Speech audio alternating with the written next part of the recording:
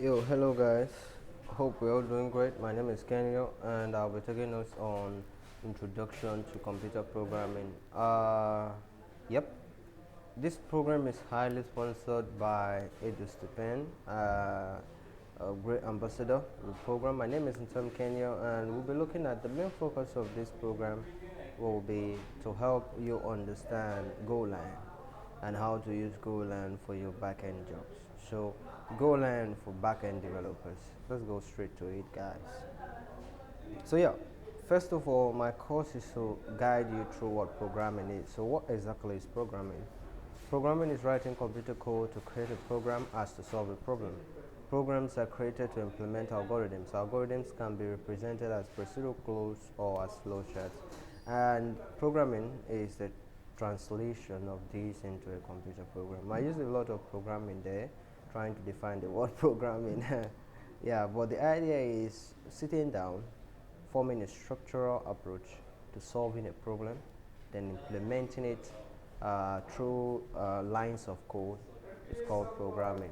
So we see two terms there. If you look at the third sentence, algorithms can be represented as procedural codes or as flowcharts. So it is important that you sit down and draw out exactly what you're trying to program. Sit down and see how you can put your line of code into a flow so that you understand exactly what you're doing. All right, so another question, if you visit most popular forums, is whether programming is synonymous to mathematics. So yeah, I want to say if the computer is actually made up of ones and zeros, yeah, we believe so. The computer is made up of ones and zeros. The idea of manipulating these ones and zeros then becomes programming. So no matter the programming language you are using, no matter either Go, Golang, PHP, Python, C++, C, Ruby, Perl, anywhere you are, what you're just trying to do in writing your lines of code is you're trying to manipulate or give instructions to the computer. So garbage in, garbage out. You're trying to tell the computer exactly what to do. And if we look at the machine code, we then understand that, yeah, it's still similar. It's the same thing we're all trying to do, but we are all using different approach. All right. So the next one, I need us to understand what memory segmentation is. Now in programming, there's something called complexity. We have two types of complexities. We have the time complexity and we have the space complexity. So if two of us solve a problem, the most efficient solution is the one that uses less space and the one that gets to the end in less time. So there's a deep way to measure that, but before we go on, I'd like to show us the stacks here and the measuring system. So we have 8 bits to be equal to 1 byte, and as we keep going on, 1024 bytes equal to 1 kilobyte, and so on and so forth. So if you solve a problem and it is using up more computer space, we will choose the problem that uses less computer space if that is available, and we will mark that as more efficient. So we need to understand this because we need to make our code more efficient. Go is one of the fastest languages in the world. Yeah, no OOP system, just procedural, really fast, made up of a bucket of packages. It's really good, really impressive. You need to understand that the idea of Go itself is to make you really fast, and you don't need to slow that down by writing algorithm that is poor. So many programmers rush into coding without really understanding much all these ideas. So I'm trying to explain this and make you understand the idea of programming before we go into writing Golang code. All right. So all programming languages are either compiled or interpreted. Now, a compiler takes the entire program in one go. So if a programming language is compiled, everything runs at once, just whoop. But in the level of interpreters, it takes a single line of code at a time, studies that line, interprets it, and kind of provides output. So the next thing that the compiler generates, and intermediate machine code. The interpreter never produces any intermediate machine code. Yeah, the compiler is best suitable for production, and interpreter is suitable for software development environment. Yeah, we know that. So I would like to give us examples. So looking at speed, you understand that the compiler is faster than the interpreter. Things like Go, C++, and the rest fall under the compiler, while things like Python, PHP, Ruby, it's probably part of them, yeah. But basically, Python, PHP, I'm just using some popular guys. They are rather interpreted than compiled. So, and most interpreters, you actually need a visual machine to actually work in between there to act as the bedrock upon which the interpreter will get systems from, will get info from. So I think that's all for this.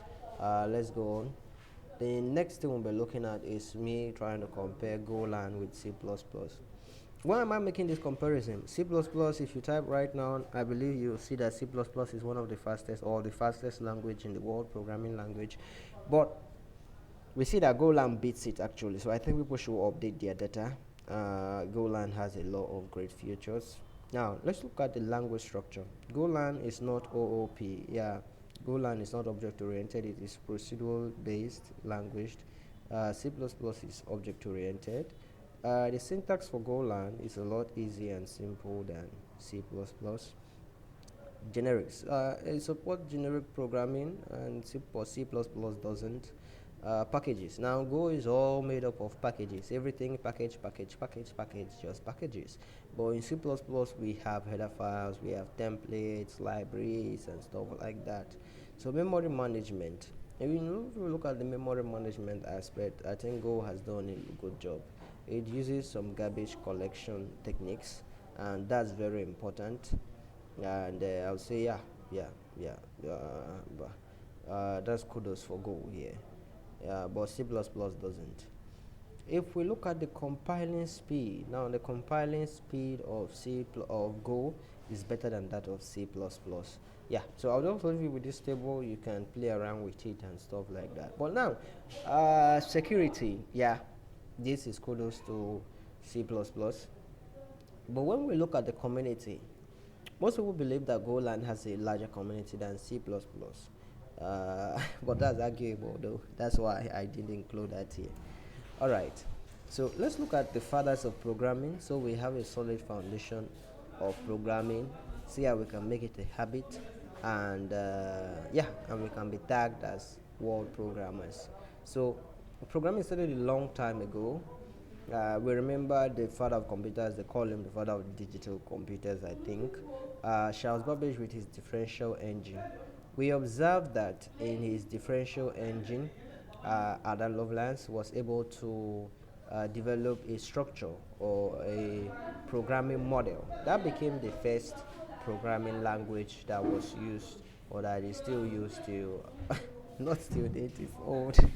Yeah, so that was the very first instance. But C came on board, and in his speech from 1941 to 2011, introduced C in 1972. He stemmed the father of the C language and the father of the Linux OS. So yeah, this I'm just trying to give us some intro, some basis about some of the great people around, and how they impacted, how they made their impact to the world of programming. I kind of googled Dennis Ritchie with Linux Torvald. Not a lot about them put together, but they both made a lot of impact. All right, so general roles of programming and making your programming language. Now, one thing we need to understand about programming is every language has its unique approach, has its unique flow. There's something called syntax. Now, this is like a general rule in programming. Syntax refers to the rules that define the structure of a language. Syntax in computer programming means the rules that control the structure of the symbols, punctuation, and words of a programming language. Without syntax, the meaning of the schematics of a language is nearly impossible to understand. So you need to understand the syntax of every language. If you want to do Go, as we are going to dive in, you need to understand how variables are declared, how arrays are declared, that's how integers are declared generally, and how you can access items, for loop, a while loop, and stuff like that. All right, so let's go on. So before we look at data types and variables, I would like to say about the area of making your programming language. I want to say I don't like saying things are tough, but I'll just give you this advice. If you want to make your programming language for fun, yeah, you can go about it. But because there are a lot of programming languages right now in the world, and many of them are just trash, we're not really using them. In making a programming language, apart from solving a problem, you also need a lot of funding. For instance, Golang is from the Google side, and they have a lot of support from Google. C++ was made from the Bill's lab. Python has Python Foundation funding a lot of things. C++ and all those other programming languages have big communities and big investors who are pumping in a lot of funds to see that the language grow and keep going high. So if you want to make your own programming language, you need to have, first of all, you need to understand that you need some funding too. But outside funding, you need very advanced knowledge of the computer system. You need to know how the computer memory works, where there's an overflow system. Is your programming language going to be compiled, or is it going to be interpreted? Will your programming language be based on another programming language? Okay, that then draws us to the idea of libraries and frameworks. Now, if a programming language already exists, right, and you come and build a library, a library that solves a particular need in that programming language, we can't call that stuff you have built another programming language. It is called a library, as I've said earlier. So we also have stuff called framework. So let me just give an example so you understand. If you're on Python, there's a library called NumPy. There's a library called Pandas. It helps you do mathematical stuff. Now, if you're on Golang, there is a package. There are different packages you can import from maths and the rest. They'll help you do different things. If you're also on JS, there are different stuffs you can import, you can bring into. Now, most of those stuffs are more of like libraries. Now, frameworks, on the other hand, are a conglomeration of libraries, frameworks, and even different programming language to solve a more advanced task. For instance, we have React, we have Flutter, we have different frameworks out there, and they are all doing great. But let's not mistake them for programming languages. They are not programming languages, they are frameworks, and it's good we know all of this because it will really help us as we go on. So in making a programming language, you need to know, you need to understand how the assembly system works, how the computer system works. You need to have really advanced knowledge. Yeah, I tried playing with that once, and I also tried making my OS. I want to say it was very educative and stressful. All right, let's move on. So yeah, I've talked about that. Data types and variables. One of the things you hear in the tutorials coming up is a lot of stuff called data types, and we'll also be talking about variables. Now, I want to tell us that the very first computers that we had, I mean the computers of old, were not as advanced as what we have today. See them like calculators. See the computers of old as calculators. The basic thing they had to do was multiply numbers, add numbers, subtract numbers. But a time came where, and you know, when we're talking about addition, subtraction, multiplication, we're looking at integers, right? Just 1, 2, 3, 4, 2 plus 2, 5 plus 2, 2 minus this and that. But a time came where we needed another data type to express more advanced stuff. For instance, if we divide 5 by 3, we have a decimal point. So we needed a data type to actually express that on screen, and then the floats came on board, and today we even have things like double. So the float has the decimal point. So when we have something like 0 0.2, 0 0.5, 5.25, those are called floats. They are no longer integers. As time went on, we needed more way to advance our understanding. So characters came on as we needed symbols in symbolic mathematics. So characters came on board, and we began to give characters to different memory locations. We started using single characters like A, B, C, D, E, F, G, H. As time went on, we needed a string to name things. For instance, if we wanted to say lion, it wasn't possible because every character was just a character. It was not a combination of characters. So when we put characters together, or we have an array of characters with a null terminal in things like C and C++, it gives us a new data type that we call the string. Now the string is your normal everyday word that we use. Like when I say, hello, how are you doing?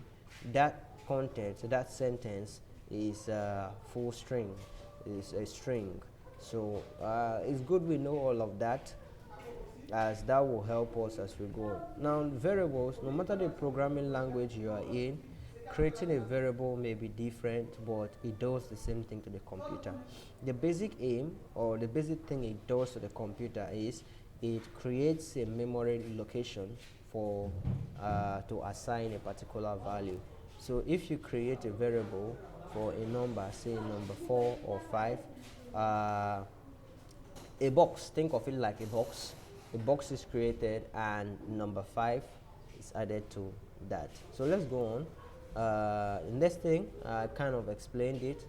We have integers, we have floating points, we have characters that are single letters, we have strings, we have boolean. Yeah, boolean is another data type, either true or false, 0, 1, on, off, and stuff like that.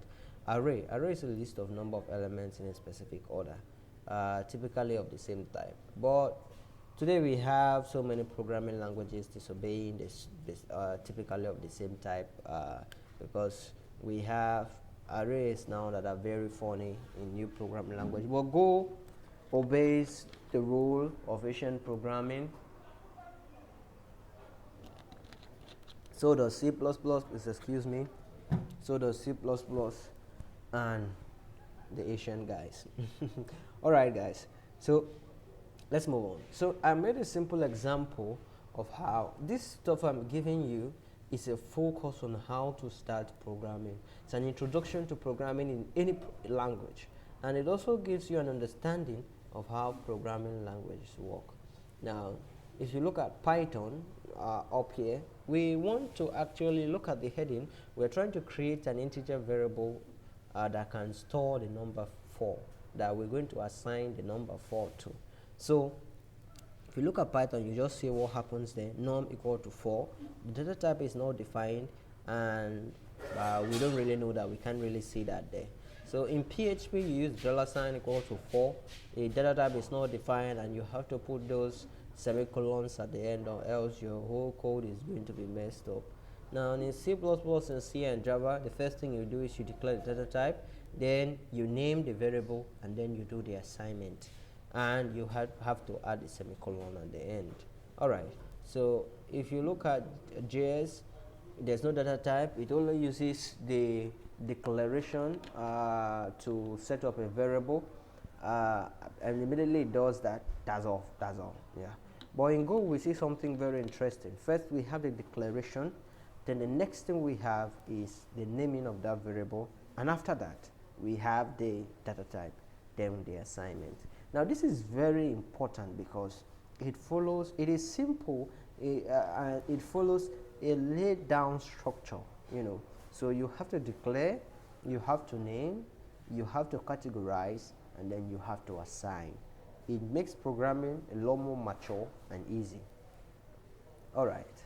So terminal or Go. Now at this point we are thinking about how can we run our Go code. We have a .go file. How are we going to run this Go code? Okay, let me say it this way. Before GUI came on board. I'm talking about the computer graphics and moving mouse round about your screen, clicking things. Before that came on board, there was a time where there was no GUI. We didn't see colors and stuff all popping up from the monitor. It was just a black screen with a blinking cursor, and we had to type command into those cursors. We had to put different commands. So if we had to move something, we had to copy a file.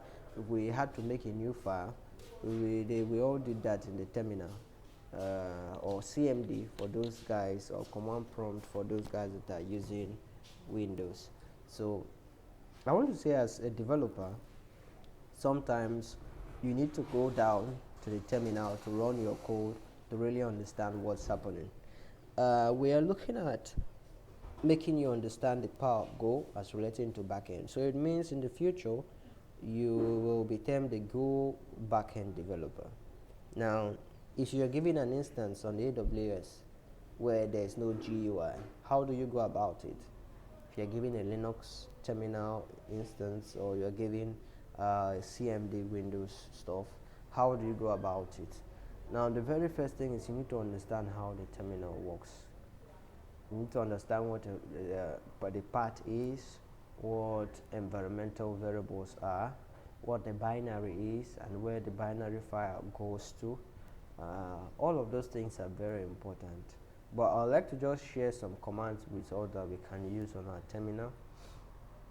Alright, so the first thing I'll look at is navigational commands. If you say CD on CMD or the Linux terminal, you will be changing the directory, or you can navigate to different directories by using the CD command. The PWD stands for print working directory, and it will show you exactly where you are. If you want to create a folder, instead of using the mouse to right click and then go down and stuff like that, you can just open your terminal and say make directory, that's mkdir, make directory, and you name the directory, you put the name of the directory, and you have a directory. Using touch command, we can create a file. Also, one thing I use, or I like using also, is nano. You can say something like sudo nano or nano, and you name the file hello world.go, and you have it all out. ls is another popular command. It is used to list. Clear will remove everything from the screen. Move will move a file from one location to another. We have a lot commands. There's one we have called cp to copy. There are just too many commands. All right. So yeah, Go does not use classes. Yeah, that's to say Go is not object oriented. Now, many people on Stack Overflow and on Quora are arguing the hell out of themselves, saying stuff like Go shouldn't make it to the 21st century programming languages. Please excuse me. Well, I see that like, permit me to say, I see that like shit, because Go is as good as any of those OOP languages, if not even better. So you can actually bring in the idea of object-oriented programming in a bit to Go, because they are methods, right? So if we can define methods in a procedural approach, perhaps forget about the inheritance stuff. It causes more confusion than normal. If we have methods, we can use our methods to influence a system that will help Go look like the OOP stuff. But it's not extremely necessary that we make everything in our lives OOP. Some things just need to be procedural. But I believe so. Some things just need to be procedural. Yeah. Okay. So let's go on. For those people that don't even understand the idea of object-oriented language and what OOP means and the whole stuff, I wrote this particular slide just for you. In object-oriented programming, a class is a template definition of the methods and variables in a particular kind of object. Thus, an object is a specific instance of a class. It contains real values instead of variables. The class is one of the defining ideas of object-oriented programming. So the class itself is like the bedrock, and we have things like inheritance, in object-oriented programming. Uh, there are a whole lot of concepts there too, but Go doesn't use OOP. Yeah. Yeah, so before I conclude and we go into the world of real practicals, I want to say coding comes with a lot of consistency. It comes with a lot of hard work. Uh, at the moment, I've shared a lot of my story. I have back pain, my eyes itching, but I'm still writing code. I'm still trying to find help and stuff. So keep writing, guys. Keep doing it. Let it be part of you. Keep writing code. And sometimes, if you can't find a problem, just take a chill pill, relax. It will all come to you. Alright, so at this point, I'll draw the curtain. Thank you, participants. Thank you, everybody who has made this possible. This is day one, chapter one, I believe. Basic introduction to everything basic. So, thank you very much. God bless you guys.